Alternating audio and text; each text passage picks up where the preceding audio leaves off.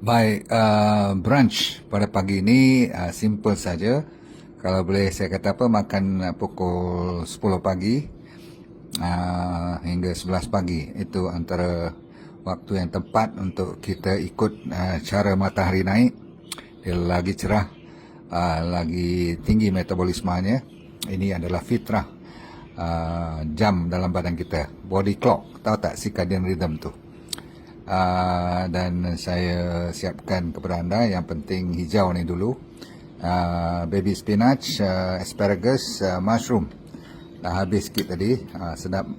Tapi kalau you tak ada kanser, tak ada penyakit-penyakit serius, you boleh sambung ambil dengan telur ni, no problem. Sebab telur ayam kampung antara the best.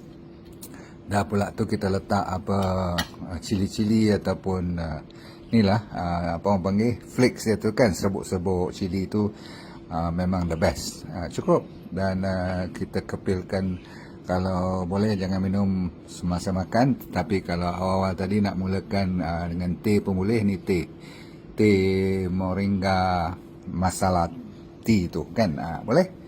Cukup dulu saudara sekalian. Ini contoh yang simple je, boleh buat ya. Bye.